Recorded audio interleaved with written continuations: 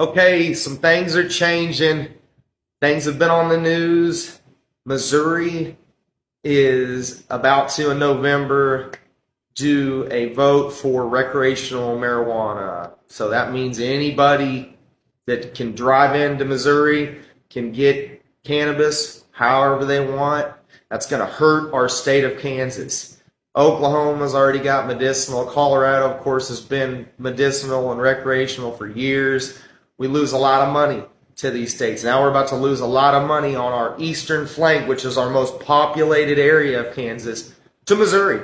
So they're loving that. We've got to do something about it. It's got me feeling like I got to do more. So I reached out to our Kansas legislators, and Robert Olson, the committee leader for this medical marijuana bill that they're trying to pass right now, has got back in touch with me and wants me to come up and give them some testimony on some issues that I've been experiencing that customers have been coming in and complaining about, mainly their digestive issues. Some people just can't do edibles, and that's my number one problem so far with the current medical marijuana bill that they're trying to pass at the State House. It's only going to allow edibles and tinctures, nothing smokable.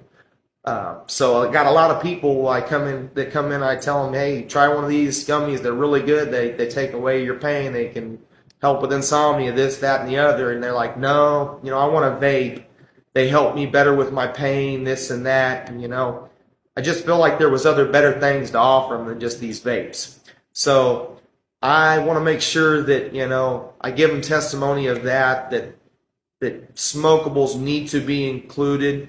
The percentage levels they're currently putting into this bill are like 30 to 35% THC, and that's not a medicinal level. So that just means people are going to figure that out and just go, okay, I'm going to Missouri, and they're going to take their money to Missouri. So we got to figure that out too. Also, another thing that's a huge deal for me are the fees that are going to be included for people in this industry like myself and distributors, manufacturers. They're huge. For retailers being the low end, it's going to be $80,000 a year.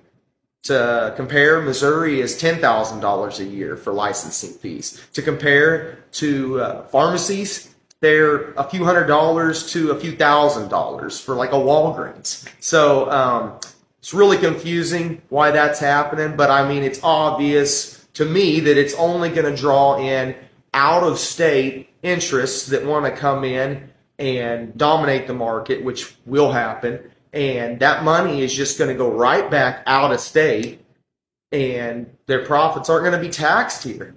So I'm going to be real honest with them. I'm going to tell them the truth about why I feel this should stay small. This should stay small because of people like me. I flip houses, and other people in other states that do this, they know this.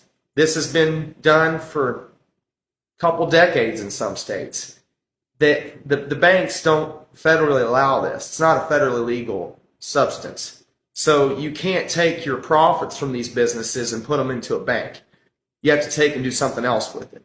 Most all people invest into real estate, which is what I will be doing, which will only help further bring in more tax revenue for the state of Kansas. If I take the earnings from this business and invest into Kansas real estate, which I will, that's more tax for Kansas.